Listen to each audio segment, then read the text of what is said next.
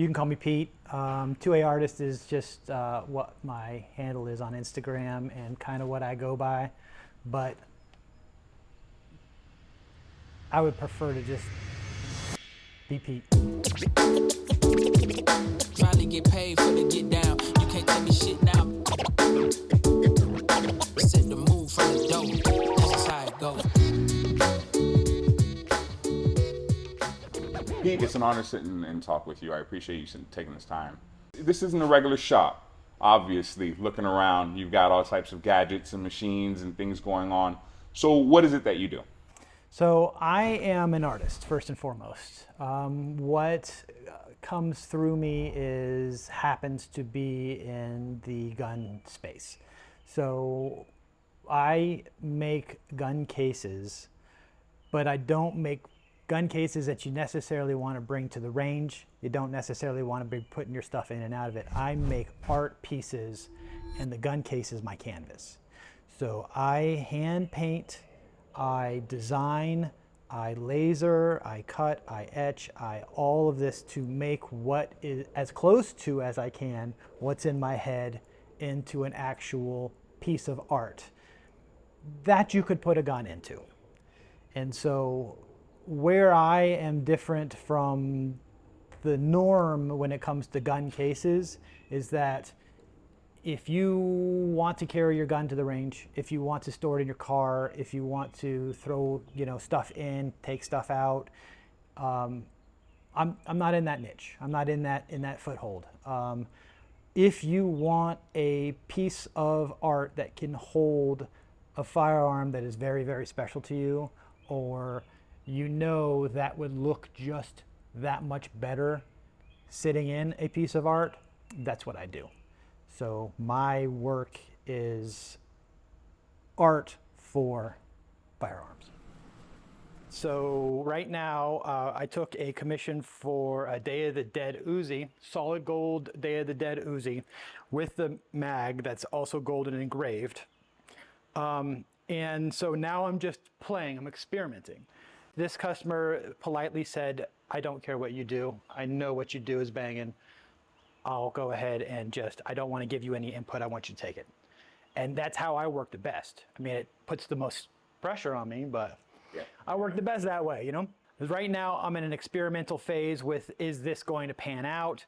The pool noodles are going to be spray painted candles. This is going to be a top-down look at the gun in this altar of candles. And then these candles will all be controlled by a remote. So as they're all painted and I come back with hot glue and then paint the hot glue to look like the wax is melting, then and then the gold gun will go in there and everything's going to be black. So that gold will really pop on the inside there. And then I'll have I'm planning on Day of the Dead or the Spanish version. I'm not going to say it because I'm going to butcher it, but Day of the Dead will be in the back there. And then these candles will frame it all in, and some will be lit, some won't. Just like you're looking at a real altar. So that's what I'm playing with right now. That's what's in the studio right now. Did you always start in the firearms industry? No. So I went to school for art. I got 2 degrees in digital design and multimedia and animation. And then moved to Asheville, North Carolina, which was a very artsy community, very artsy town. That's what we're known for. And so I got here thinking that I was going to blow the roof off of this place because there's so much opportunity. And it's kind of like being a tech and going to Silicon Valley. Yeah. It was just oversaturated with artists, and I couldn't really get a foothold and use the degrees that I got. So I got a job at a foam and fabric, and just to make ends meet. Yeah. That's it, just to make ends meet. And followed that until I recognized that there was a very small online process for buying foam, couch cushions, mattresses, so on and so forth. So I set up an eBay store and got into the foam industry. Did that for a year, but really listened to my customer base on what it is that they were looking for. And once I found that nobody really sells a good gun case foam, I went to the manufacturer of the foam and presented them with the problems that we had. and the problems of foam being too squishy, foam holding moisture, foam being flammable.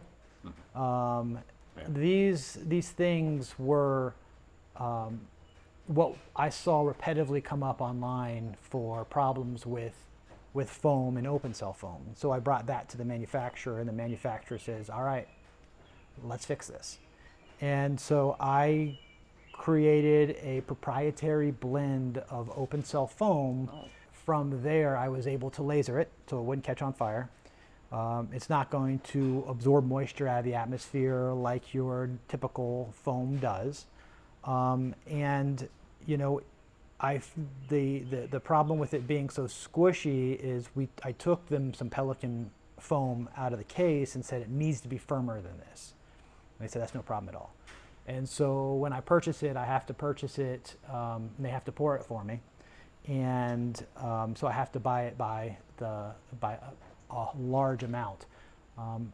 And so from there, it kind of took off. And that's where Carolina Custom Foam came into play, is I was selling this type of foam, this proprietary type of foam, on Amazon, eBay, and through my own website. And at peak with Carolina Custom Foam, I had, I believe, 5 employees, and we were just selling and cutting replacement pieces of foam for Pelican, Plano, all the different cases, and custom sizes. And no custom work at that time. No custom work at that time. And so I was messing around in the custom work just for myself, and trying to figure out how to cut foam specific for firearms. Just the gun. I wasn't going to do any art. I wasn't going to do anything like that. Just the gun. So figuring that out, I got it all, over the course of about 6 months, trying out different processes. I got locked into one that just worked the best, and that was using these lasers to be able to cut the foam. And then from there, figured out how to do the artwork, messing around another 3-4 months and just trying to figure out how to do the etching right, get all the lasers right. And then it just pretty much took off because nobody had seen that. That wasn't anything that anyone had seen before. It certainly wasn't in the firearm industry. Like before I figured all that out, your lids were the bumpy foam. By me taking this foam and etching into it and figuring out how to place the gun in it deeper than what it normally would, so the foam that was the bumpies didn't actually pinch. Touch it. Yep. I was able to then activate my degrees. So it actually came back full circle for you. Nice. And took that from there into what is now what you see out in the market today. So what I'm saying is that before I came and figured it all out, there was no medium. This wasn't a thing. And even to the fact of the foam, the type of foam is your own blend. Nobody else had this before you, is what you're saying. Correct. So that process of making the foam itself, what was that like? It was relatively easy. Okay. It was easy to the point where I was like wondering when the shoe was going to drop, when the next guy just said, "Hey, I need to compete," and because that's all it really took. Is just going there, talking to the salesperson, talking with the engineer, and saying, "This is what I need." Gotcha. And so that didn't even have to do with your degree. That didn't pull any of that. That was okay. No. That had to do with just my tenaciousness, I guess would be the word. Gotcha. Tenacity. My tenacity to know that something can be done and just making sure that it got done. And that happened to be one of the projects that took no time at all. Like the laser, that was over a course of like 2 weeks trying to just make appointments to talk to the person that we needed to get the right people in the room, and then boom, this is what I need. Boom, this is how much you need to buy at a time if we're going to pour it like this. Okay, all right, you can't pour it for somebody else. All right, sign the contract, and then it just took off from there. But even everything down to the lasers being hand built, hand designed to what you needed for your own specifications. Correct. That's what makes it so custom. That's what makes you who you are.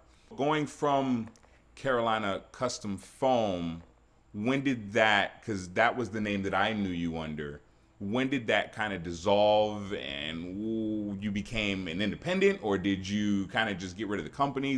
Tell me about that. So building the foam end of it, and that is kind of, it's necessary, but it's lackluster. It isn't beautiful, right? And so when I started doing the custom cases and figuring that out and doing it for other people, that's what synonymously took the name Carolina Custom Foam and attached it to custom cases, when all that was a hobby.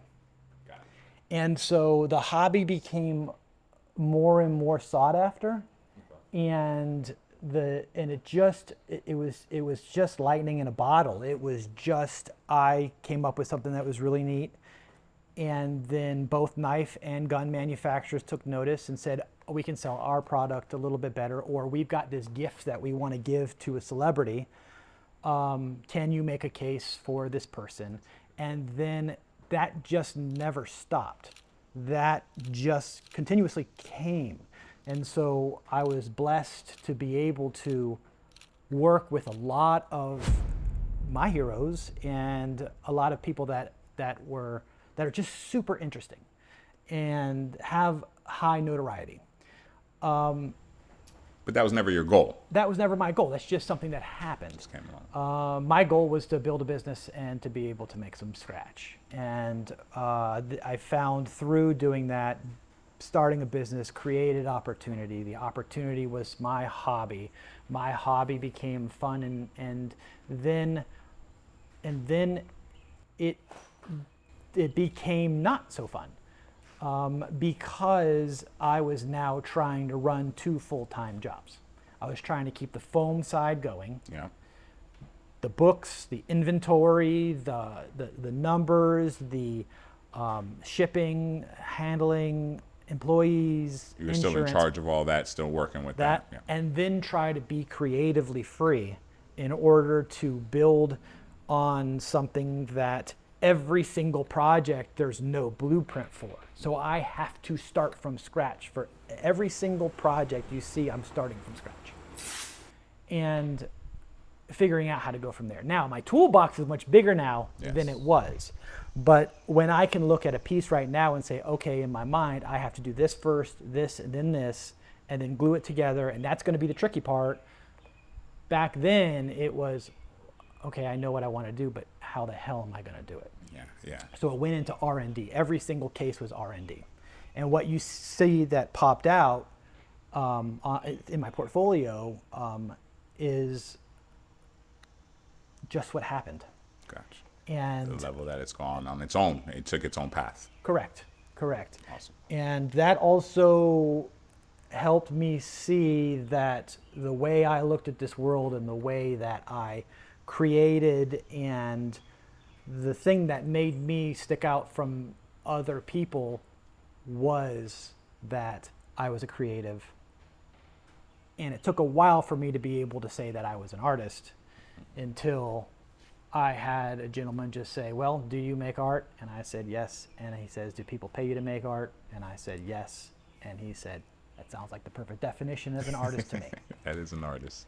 So from there, I Continue. accepted and became an artist. And then it just continued to grow. Nice. And so I think the question that you asked me was, how do we make this separation, right? So the separation happened where it wasn't fun anymore because I was doing 2 things at once. Then there was a lot of circumstances on the back end in my personal life that caused me to number one, divert focus, and then come back to all this machine that was taking all of my time in the first place. Yep. And then, well, that focus was diverted.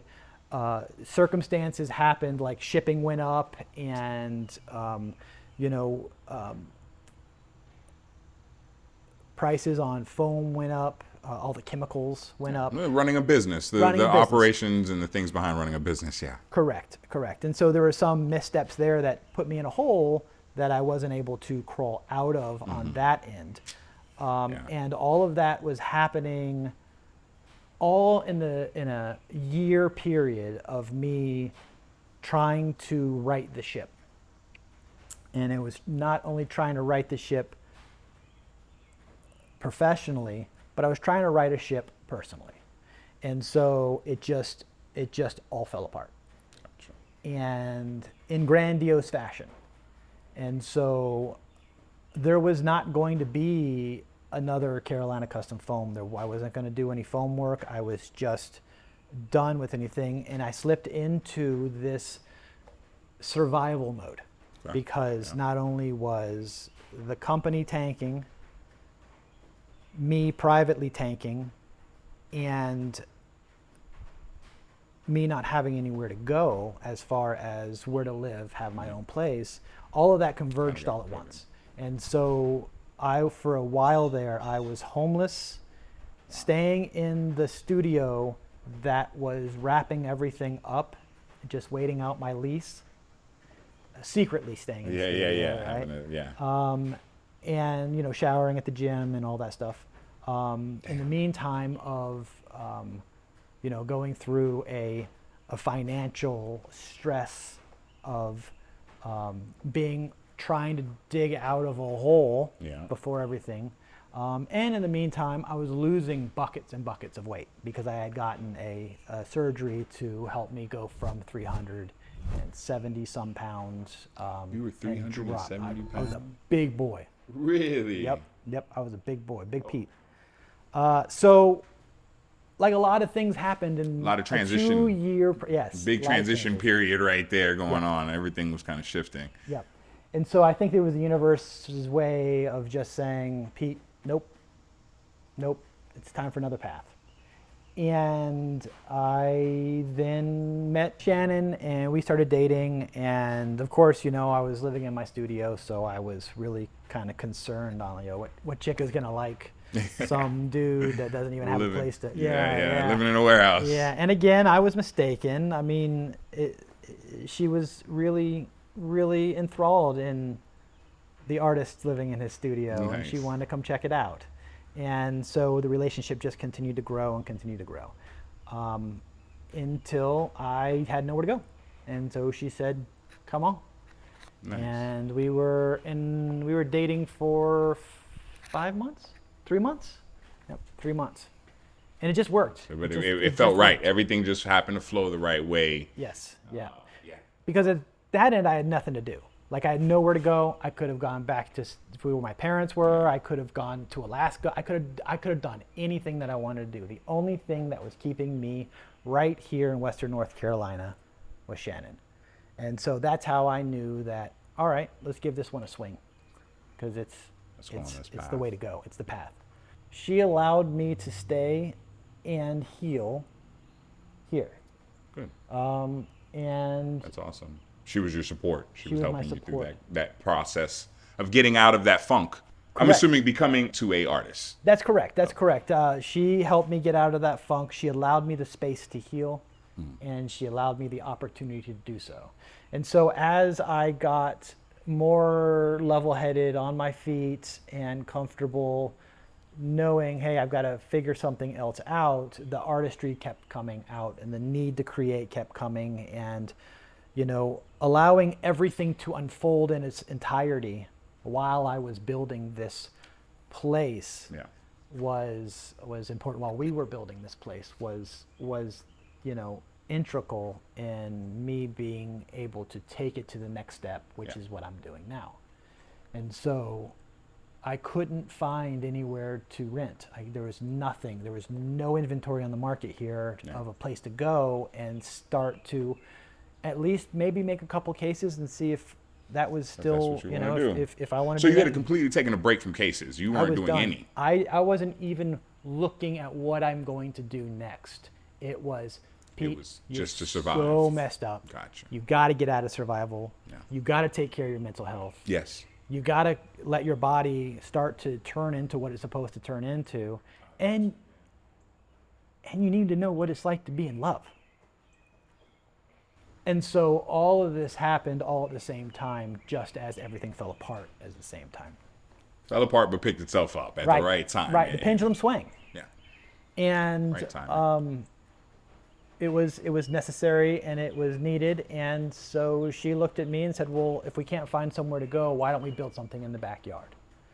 And I was like, well, I mean, creatively it's never going to stop. I'm never going to stop being creative. Yeah. She has a lot of inventory from her resale, so we can run a whole nother business out of here even if I'm not creative. You still have a use for the space. Yes. Yep. So Nice. let's do it.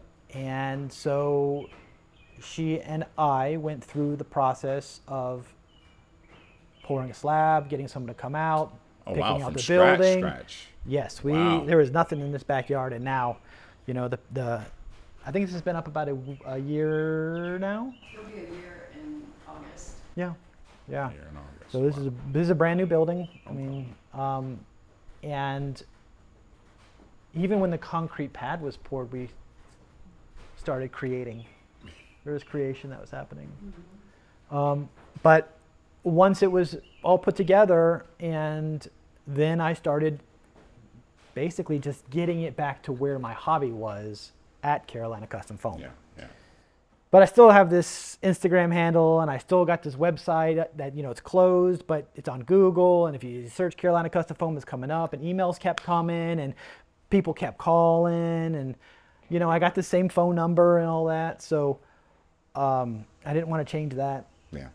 So I just started to create again. I just created the space to create, and then I started creating.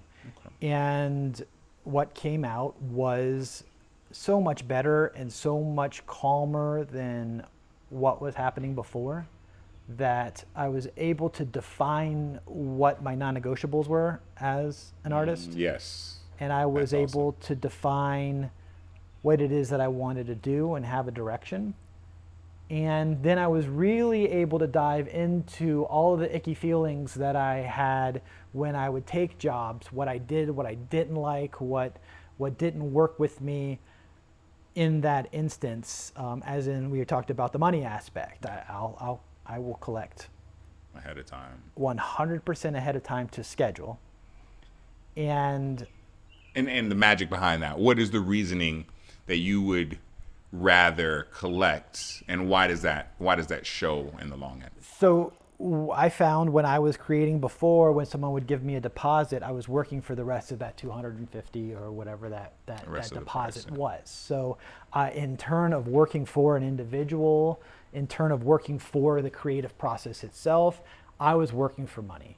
And that didn't gel with what it is that I was trying to do. While I was figuring out my space in this world as an artist, I found that all my best work was here, just take my money and you know what, the gun's red and I was hoping for this theme.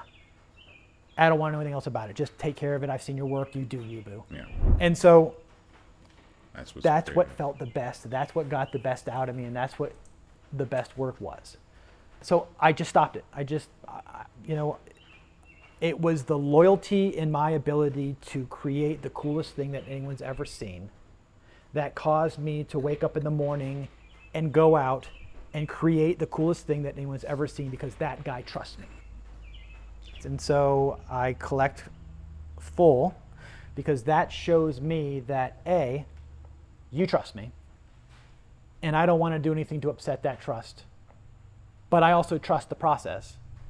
And so I feel, for me, and it's a very personal thing, for me, if I put money into that aspect, it destroys the entire thing for me. It just makes me go, ugh, I don't want to do it at all. Yeah.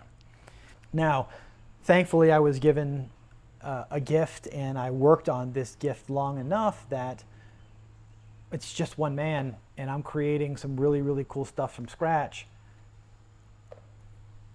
It's going to cost some money because I got to live. Yeah. Yeah. So that's Still an artist. And Yeah, yeah. And so I am trading goods for money so I can continue to trade goods for money. And that is way off the topic of what you asked me. well, yeah, and it's cool though, because it's gone on. It's a very good, clear understanding of what you do, and you're answering other questions along with it. So I appreciate that. What I was going to ask about staying on the creative part, what do you do when you wake up in the morning and you don't feel creative? What do you do when you hit that roadblock of like, what do you do then? There's no roadblock. There has never been a roadblock. That's awesome. Creativity is not an on and off switch that you can do. Okay. Creativity comes when you are, okay, let me talk, I say you, but I'm gonna talk as me. If I'm in a bad mood and I'm feeling angry and I'm working on a project that has to be for a heavy metal band, well, that works, right? Okay. Because if I was calm and relaxed and feeling, a lot of joy and more on the hippie side of that project isn't gonna gel because my feeling isn't there. If I can feel it while I'm doing it, you can feel it when you look at it. And so every project has a creative way of this world, but they just have to match. And so I'm a really, really big believer that none of these cases that come out of me, I've sat down and said, I'm going to make this case. It's, I want to shoot in this direction. Here's the mind frame that I have to be in to do it. Mm-hmm. And I'm going to trust the process enough to say, if I don't wake up in the morning and I don't feel like doing it, well, there's admin work to do. I can mow the lawn. I can take the dogs for a walk. I can do whatever it is. I can stay in bed. I can do all those things because that's exactly what it is my body is telling me to do. If I wake up and I'm exhausted, I roll my ass right back to sleep. That's part of the creative process. That's it. That's me taking care of me because my body wouldn't be screaming, you need to sleep more, if I didn't need to sleep more. Yeah. Right? And so being in such a blessed position that I don't have a 9 to 5, I can just roll over and go to sleep. Now, I have someone here that can attest that I am up at 7 o'clock every single morning like an alarm. But the only responsibility I have is to come outside and play. So when I'm not in the mood to play, you can't play. And trying to force yourself to play causes you to be incredibly bored or off target, or you're just going through the motions. And life's too short for me to placate that type of mind frame. So I wake up every morning and I play. In that, I also allow my body and pay attention to my body and my mind frame and everything and just do what it is that I need to do. Some days I'll just sit on that couch all day. There's days I'll just watch television all day with Shannon. Some days I'll just mow the lawn, and other days I'll come out here and crank out 5 bombshells. Yeah, it's all part of the flow. Yep, it's part of the flow and the creativity. It's very difficult to explain that to someone that isn't as creative as I am, but I think a lot of people do get it, where if it's just not happening, it's just not happening. What do you want me to do about it? And if you force it, as you said earlier, when you force it, it is noticeable to you. Mm-hmm. And some people may be able to pick it out, but when you force it, it doesn't feel right. It doesn't feel the same. Correct. The art will still be there because you are a creative. You are still an artist, and you're also still great at what you do. Mm-hmm. So essentially, you can go through the motions just to get it done, but the real heart isn't really in it. So I definitely understand that. That's correct. I understand that. That is absolutely correct. So your process would be, I give you an idea. Boom. Now you're going into So I'm going into my bubble. Okay. I go into my bubble because this studio is very, very hot with no AC. And so we put AC in the bubble, and so make it nice and comfortable. So join me in the bubble. Let's head into the bubble. So like with this one, I'm going to be taking a 2-step approach here. Okay. We're going to create this template of camo. Mm-hmm. We're going to paint it. We're going to put it all together. And then we're going to come back and we're going to cut out your name. Okay. Then we're going to paint that. We're going to put that in. And then we're going to glue it all together. So while you are working, are you normally listening to music, podcasts? Yeah, music, just music. Music. Who are you listening to? I have a range of everything. I'm a big hip hop fan. I'm a big rock fan. I'll jam in here to lo-fi. Oh, nice. Like everything. There's no real particular thing. Country, like I got no. It It's what the project calls for at that time. Like if I'm working on a country music Yeah. star, Like an artist, yeah. then I'll be listening to their music. I'll also listen to other types of music around that. It's a person. Do you get inspiration from that? Do you ever feel? I do. Also, it helps get into that frame of mind. Good. Yeah. Speaking about the flow of how you would do things, what is your process? You wake up in the morning, first thing, roll out of bed, 7 o'clock. Coffee. And coffee. Coffee and a shower. Coffee and shower. Every single day. And that gets my day started. Sometimes it'll take me an hour. Sometimes it'll take me 7 minutes. But coffee and a shower. Sometimes coffee in the shower. But from there, it's get dressed and make the 1 minute walk from my back door to the studio, turn on the lights, and just assess how the day or what it is that I'm going to do today. All along that, I'm paying attention to my body. Like I'll know if I hit that back door, I'll know with my coffee that I got to get in there and I need to create. Right now, or feel it. Yes, or I need to go in there and I need to do some admin work. I need to do QuickBooks. I need to, You do got to do some stuff. the behind the scenes stuff. It's not fun, but your mind, you would know your mind is in the right place to just knock this out now. The greatest thing about it though is, do I prefer to do it? No. But do I prefer to do it when I'm in that mind frame? Yes. And so it not being fun is absolutely correct. However, it's fun because I'm not having the fun that I used to as creating. Okay. So it's either create with all that fun or take care of the things that need to be taken care of to keep me playing. And when I have that mind frame, it's fun. No. It's fun. And then if I just like start walking down those steps and I'm like, I don't want to do this shit today, I'll turn my ass around, I'll go inside and I'll sit on that couch and I'll throw on Bob's Burgers or something. Yeah. Oh, you have to clear your mind and get to the right place. And then when you do feel it, now let's say you're in the middle of Bob's Burgers and you feel it and it just hits you. Are you willing to jump up right then and there? And you go straight to it. Yep. Right up and right out. Yep. And that's the greatest thing is that I have that luxury to do so. Yeah. And I trust the process to know that it's always going to come. And when and if I get in the position where it doesn't come, there's a reason. And the reason needs to be handled because whatever it is, it's affecting my ability to create. Yeah.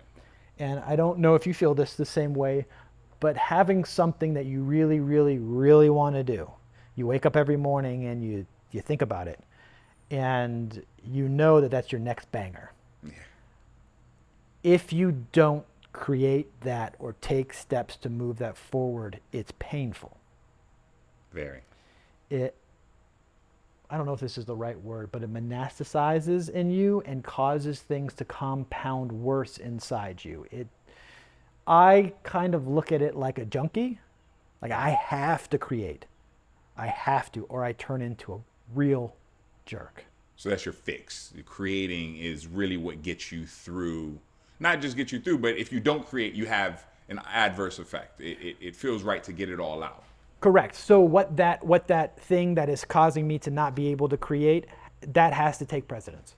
Yeah. That has to stop. I got to face a demon. I got to look a problem in the eye. I've got to handle something that's causing me to not be able to create. And I guess it really always comes down to just being the best version of myself. Okay. But trying to be as at all times. And, yes. And I said, giving yourself the respect, which is something that I like to hear as an artist, that you do understand. Because social media pushes that, we're artists all the time. You have to create every day, all day. But the reality is that sometimes it's not always that easy to flow. But when you're locked in that flow, watch out. We can do a case that has convoluted foam in it, so you can put any gun in there and squish it together to cause it to be able to work. Or we can cut out the spot for whatever gun. And actually goes in. Would it be better if you just had an overall case that you can put whatever gun in there? That's probably better. Let's do. So you can do the idea of, what is the word that I'm looking for? Not generic, but a... So what I call them are universal. Universal. That was the word I was looking for. So you make a universal version of your cases, something that can... Okay. Yeah, I like. We can work with that. So the first thing I'll do is I'll make a decision on how it's going to look. So if we go banks, and then we changed the font. We could always find a font. Play with a bunch of them, just would something that be- pops. What was the job, or what was the one that made you say, that's it, I can do this, and I am going to make this happen? The case that made me say I could do this. Do you remember that feeling? Or was it just kind of an overflow over time? Kind You of? know, I think it was a good year and a half after being into it, because I struggled a lot with imposter syndrome. Because I went through it, I built everything by hand, and if I could do it, the next guy can do it.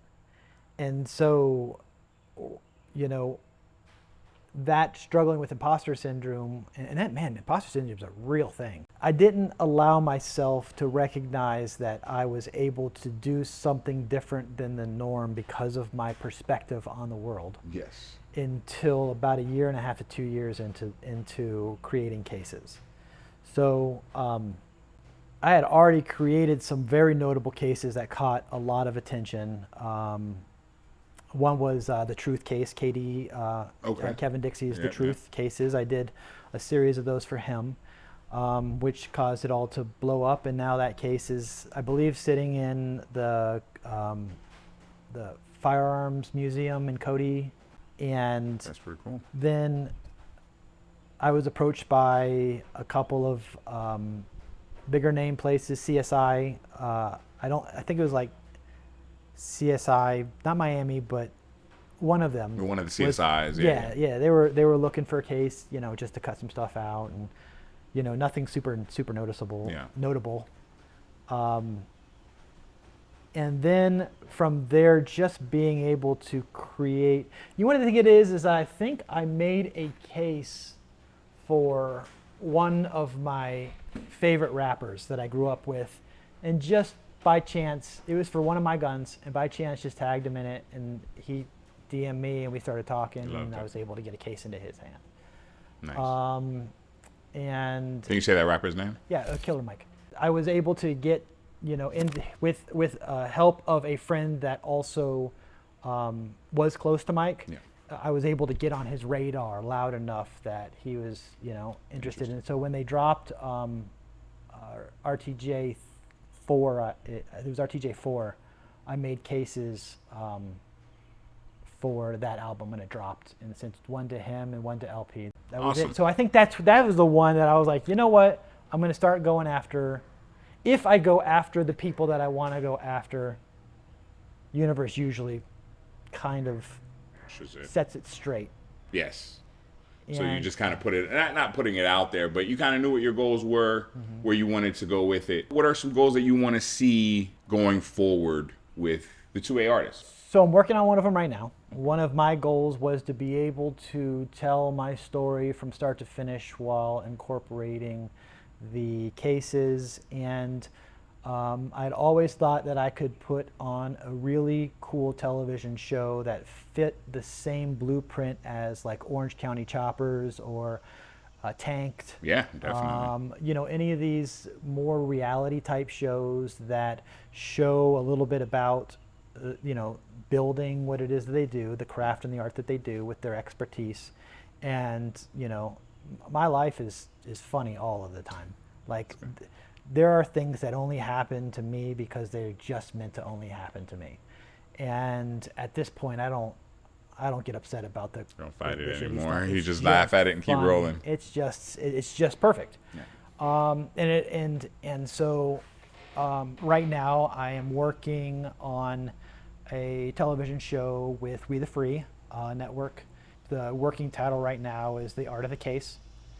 And it's going to be, me and Shannon and our dogs and our life right here in this studio, and I'll be shooting everything in the studio. Nice. The plan is to get a list of celebrities to make cases for, have them FaceTime with me, or I share my screen and video. Sit with them, talk. And from there, I make the case and then hopefully hand deliver if I could. That'd be really, really cool. That's cool.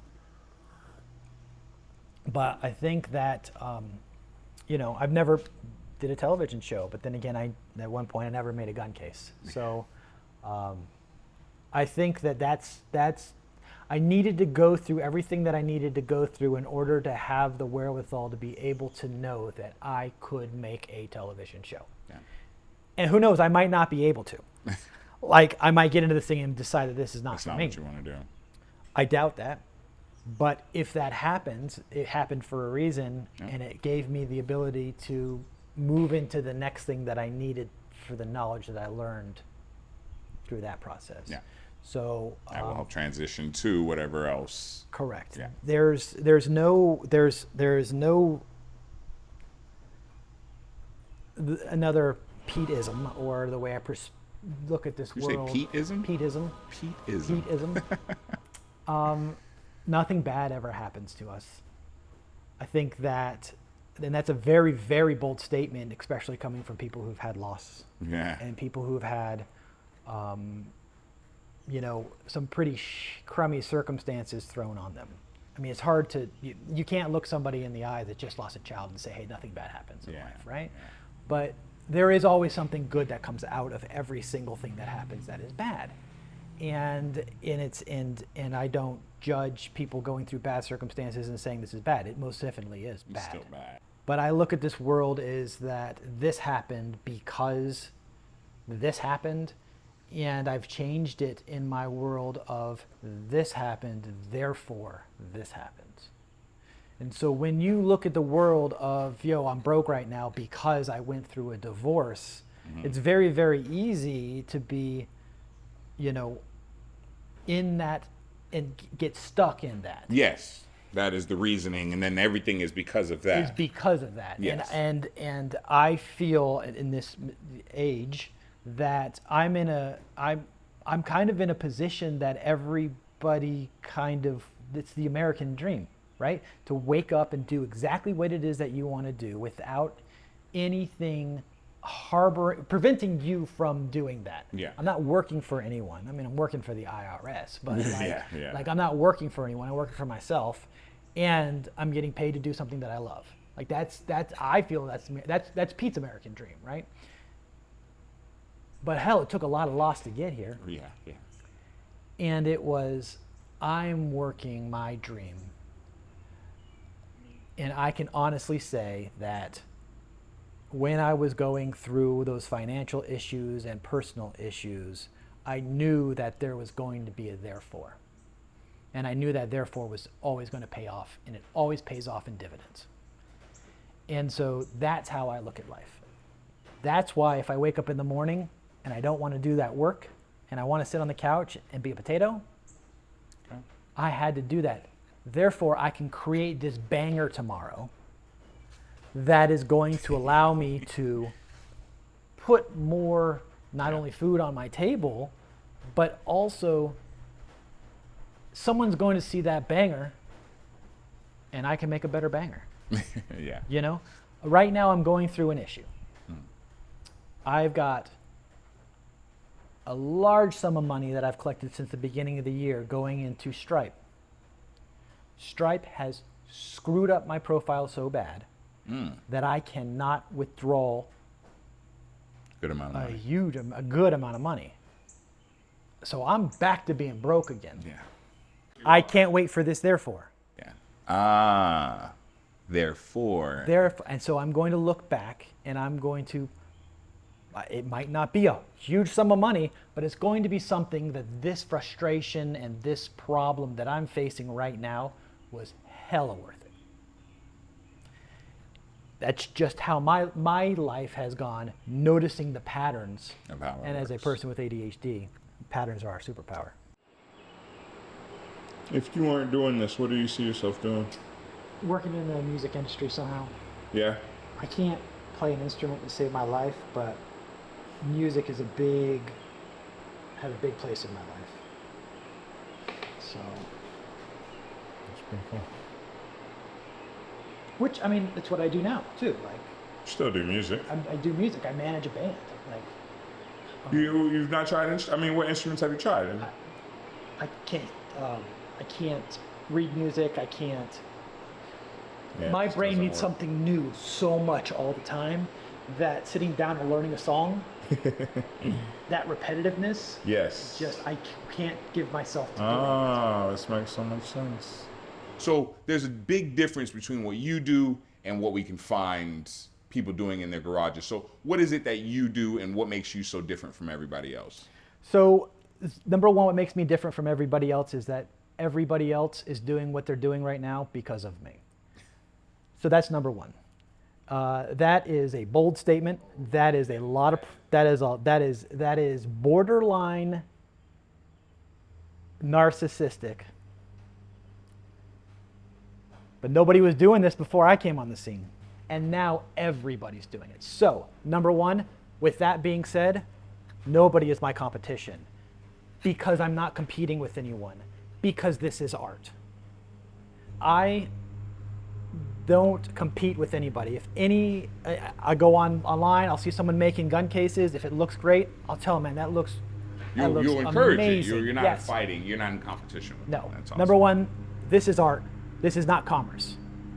Number two, if they see it as commerce and there's no ability to bounce ideas off of another artist, maybe they're not an artist. And that's okay. That's okay as long as you know that it's commerce, right?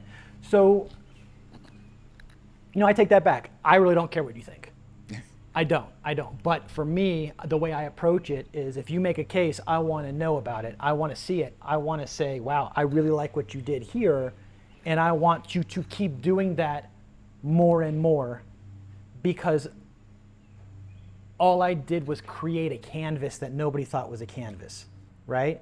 And so if Michelangelo, not the turtle, the painter, Michelangelo, said, okay, I created the way to frame canvas, anything else you do on canvas is because of me, fuck that guy. You know what I'm saying? So all I did was shine everybody's light on what could be.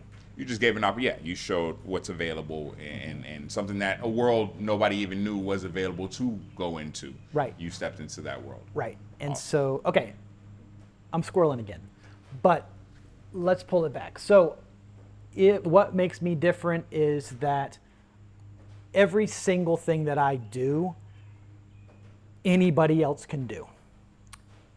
They just don't have my brain. And they never will. And we can do the exact same thing with the exact same theme, the exact same thing with the exact same theme, with the exact same gun, with the exact same colors, and we both know it's all going to be different. So there's not a competition here. All right, so if we're doing multicam, we need how many colors? 3 colors? I want to say it's 3 color. So now this is going to be cutting out all the camo. This is cutting the template that I will be putting in. This is cutting out 1 color at a time? Yeah. Okay. So, I mean, that it also depends on what I want to do out there. But for ease, and it takes less time, I'll cut out, if we're doing 3 colors, I'll cut out all the camo for all 3 colors. And then I can make the decision when they're painted and putting them together on how they'll look. Gotcha. This one's going to be black because it's a template that holds everything. The base of it underneath, okay. This for me, this case and this art for me is the process. It's not the case. So when I finish up a project, my art was the process. My art was me. Your art was the process? The process was my art. Okay. So yeah, I said that backwards. The process is my art. So when I'm finished with a project and I look at this beautiful piece of art that the entire world says, yo, this is really, really dope. Oh, I just had a cut. It overheated. Do we need to stick it in the fridge or something? What is something that people would be surprised to learn about Peter? Something that, wouldn't be your norm. I've had the opportunity to do a lot of different things. I do have a movie that I helped produce with some friends out of Miami called Marcus. And it did very, very well in the festivals the indie film festivals. Right now, I think it's on like FX or something. I'm not entirely sure where it is now.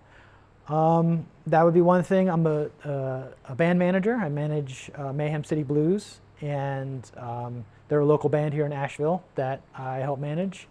And I work a lot with We the Free Network and help out wherever I can help out. And so if you'll catch me anywhere, I'll be at one of their range days or on TV and Pimp My Pew. I've been on that TV show, Pimp My Pew, and those are a couple things. What's coming next for the 2A artist? So the 2A artist is gearing up right now for its own television show. So I will be shooting a hopefully 8-episode television show based on like a reality TV while I make the cases for different celebrities. And that's going to be on We the Free. And that should be coming out. That's what's next. That's what I'm working on next. And you know, it's as much as I like to shoot for something that's next, it's just not up to me. Whatever is going to happen next is what's going to happen next, and it's going to be really, really cool. 1 year ago at this time, I was homeless. So the fact that I'm sitting in my own studio, making art, and now have opened up for commissions and am becoming successful at that, all within 1 year of being homeless, I think I want to slow down and just enjoy this moment right now and continue with my irons in the fire and continue to just do what I love every day. I appreciate your time, and as a specialist in my field, speaking to another specialist, I really appreciate it, and I must say that your work is amazing. Thank you. You really are a specialist at what you do, and I appreciate you, and I can't wait to see the rest of the path that comes from what you're doing, whatever it is that comes next. Thank you. Thank you. I'm excited as well.